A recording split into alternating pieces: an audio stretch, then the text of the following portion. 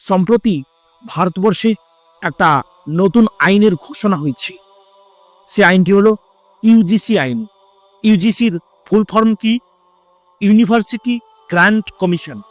অর্থাৎ কলেজ বা ইউনিভার্সিটিতে একটা নতুন আইন চালু হচ্ছে, যেটার নাম ইউজিসি আইন। এই আইনে কি বলা হয়েছে? এই আইনে বলা হয়েছে যে কলেজ বা ইউনিভার্সিটির মধ্যে একটা সমিতি গঠন করতে হবে, একটা কমিশন গঠন করতে হবে। সেই কমিশনের মধ্যে এসসি, এসটি, ওবিসি, মাইনরিটি মানে মুসলিম, কোনো প্রতিবন্ধী এবং নারী, এই সমস্ত ব্যক্তিগণ অংশগ্রহণ করবে। তাতে ফায়দা কি হবে না, যদি কলেজের মধ্যে এই এসসি, এসটি, ওবিসি, মাইনরিটি, প্রতিবন্ধী বা কোনো নারীকে কেউ উত্তপ্ত করে, কেউ গালিগালাজ করে, কেউ তার জাতি নিয়ে অপমান করে, তাহলে 24 ঘন্টার মধ্যে তার অ্যাকশন নিতে হবে এবং 7 থেকে 15 দিনের মধ্যে তার বিচার করতে হবে।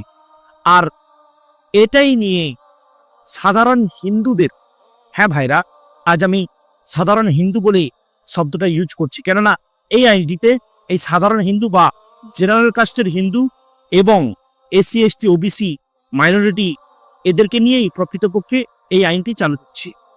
তো এখানে গন্ডগোলটা কোথায়, প্রবলেমটা কোথায়? প্রবলেমটা হলো এই যে যারা জেনারেল কাস্ট, হিন্দিতে যাদেরকে সবর্ণ বলা হয়, সেই জেনারেল কাস্টের হিন্দুরা তারা অত্যন্তভাবে ক্ষেপে গেছে। তারা কেন রেগে যাচ্ছে? যে আইনে বলা হয়েছে ওদেরকে যদি আমরা উত্তপ্ত করি, গালিগালাজ করি, ডিস্টার্ব করি, মারধর করি, তাহলে তার বিচার হচ্ছে। কিন্তু ওরা যদি আমাদের নামে মিথ্যা কথা বলে, তাহলে তার কি হবে? কথাটা কিন্তু ন্যায্য তো ঠিকই, কিন্তু প্রকৃতপক্ষে ভারতবর্ষের মধ্যে আজ এখন বর্তমান খুব বেশি পরিমাণে জেনারেল কাস্টের হিন্দুরা নিচু কাস্টের হিন্দুদেরকে কিংবা মুসলিমদেরকে উত্তপ্ত করছি, তাদেরকে রাগাচ্ছি, তাদেরকে জাতি নিয়ে কথা তুলছি। সেই জন্য তাদেরকে প্রোটেস্ট করার জন্য এই আইন চালু হচ্ছে। এখন রেগে তো যাবেই, কেননা চোরকে যদি বলা হয় তোমার উপর আইন লাগু হচ্ছে, তাহলে তো চোর রেগেই যাবে। সমস্ত চোর বলবে আমরা এক কাঠা হই, আমরা এক জায়গায় সমবেত হই, আমরা এই আইনের বিরুদ্ধে আন্দোলন করি, আমরা চিরাচরিত যা অভ্যাস, সেই অভ্যাস থেকে কি করে পিছুপা হব?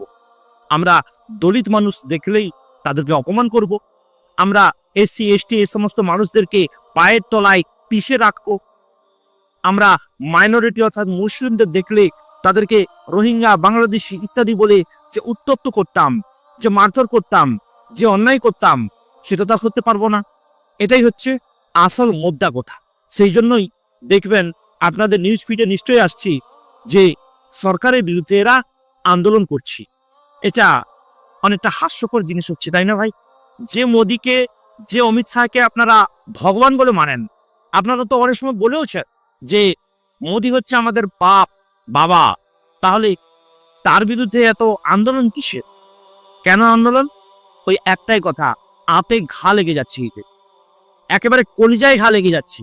বুঝুন এবার, যখন মুসলিমদের উপরে এত অত্যাচার হচ্ছিল বা হচ্ছে এখনো পর্যন্ত, সেই এনআরসি থেকে, সিএ থেকে, ওয়াকফ বিল থেকে, বর্তমান আবার এসআইআর থেকে এদের উপর যে এত অত্যাচার হচ্ছে, তখন কিন্তু এরা বেশ মজা নিচ্ছিল, চুপচাপ নীরব দর্শক। নীরব দর্শক অবশ্য নয়, কেননা কতই না ভিডিও আপনার মোবাইলে এসে থাকি যে কিভাবে মুসলিমদেরকে এরা অত্যাচার করছে, কিভাবে মারধর করছে। শুধু তাই নয়, হত্যা পর্যন্ত করে দিচ্ছে এরা। আর সেই সমস্ত কাজে যদি বাধা পড়ে, তাহলেই তো কলিজাটা জ্বলে উঠে, তাই না? হ্যাঁ ভাইরা, যখন অন্য ধর্মের মানুষ নির্যাতিত হয়, তখন কিন্তু আপনারা হাসছেন, আর যখন নিজের উপর কোনো আইন চালু হচ্ছে, এটা নির্যাতিত নয়, এটা আইন চালু হচ্ছে যে কি, যে এসসি, এসটি, ওবিসি এদেরকে দেখলে তোমরা উত্তপ্ত করবে না। কলেজে পড়াশোনা করতে যাচ্ছ, সেখানে তা না করে, পড়াশোনা ঠিকঠাক না করে ওদের উপর লাগবে না। আদিবাসী বলে তাকে জঙ্গলি বলবে, এসসি, এসটি বলে তাকে নিচু জাত বলবে, তাকে পায়ের তলায় পিষে রাখবে, এ সমস্ত কিছু আর চলবে না। একটা প্রতিবন্ধী ছেলেকে আপনারা ল্যাংড়া বলে উত্ত্যক্ত করবে, এসব কিছু চলবে না। আর এখানেই এদের আতে ঘা লাগছে। ওদের একটা প্রশ্ন যেটা সবচেয়ে বেশি ভাইরাল হচ্ছে যে ঠিক আছে, ওরা যদি মিথ্যা কথা বলে তাহলে তার পরিণাম কি হবে? হ্যাঁ, এটাও অবশ্য ঠিক কথা যে সরকার যে নিয়মটা চালু করছে, সরকার যে আইনটা চালু করছে, এই আইনের মধ্যে যদি এটাও বলা থাকতো যে এরা যদি মিথ্যা কথা বলে তাহলে তার শাস্তি দেয়া হবে। অবশ্য মিথ্যার শাস্তি, মিথ্যা অভিযোগের শাস্তি, তার জন্য তো আইন আছে। এটা আবার নতুন করে বলার কি আছে ভাই? সাধারণ হিন্দু কাস্টের উদ্দেশ্যে আমি একটাই কথা বলবো, থাকুন না আপনারা ঠিকঠাক। জাতিভেদ প্রথা আপনারা এখনো পর্যন্ত মানছেন কেন? 2026 সাল এটা, এখনো পর্যন্ত জাতিভেদ প্রথাকে আপনারা সাপোর্ট করছেন। হ্যাঁ, এই সমস্ত আন্দোলনের দিক থেকে সাপোর্টই বলা যায়। চান্দা করবো, কেউ কিছু করতে পারবে না। কেননা আমরা 70% মানুষ এই ভারতবর্ষে, আমরা মেজরিটি মানুষ। মেজরিটি বলে আপনারা যা বলবেন তাই হবে, এটা কি বললো আপনাকে? অন্যায় অন্যায়। প্রিয় ভাইরা, হয়তোবা আপনাদের মনের মধ্যে এই প্রশ্নটা আসছে, তাই না, যে এই আইনটি কি মুসলিমদের ক্ষেত্রে ঠিক না বেঠিক? দেখুন, এসসি, এসটি, ওবিসি এবং মাইনরিটি যেহেতু উল্লেখ আছে, তাহলে মুসলিমদের ক্ষেত্রে এটা অবশ্যই ঠিক আইন। কিন্তু বাস্তবে কতটা প্রযোজ্য হবে সেটাই আসল ব্যাপার। সরকারের উদ্দেশ্য আল্লাহ তাআলাই জানেন। দেখুন, সরকার এখানে হয়তো মুসলিমদের জন্য ঠিক করছে যে ওদেরকে উত্তক্ত করো না। আবার এটাও হতে পারে যে এমন একটা আইন প্রচলন করব যেখানে মানুষের ভেদাভেদ সৃষ্টি হবে আরো। এখানে সমতার কথা বলছি, যে সব মানুষ সমান, সব ছাত্র সমান, কিন্তু এই সমতার দিক থেকেও এদের মধ্যে গন্ডগোল সৃষ্টি করতে পারি।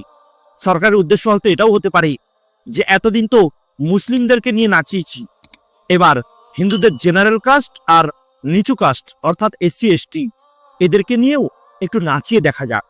আল্লাহ তাআলা ভালোই জানেন সরকারের মূল উদ্দেশ্য কি।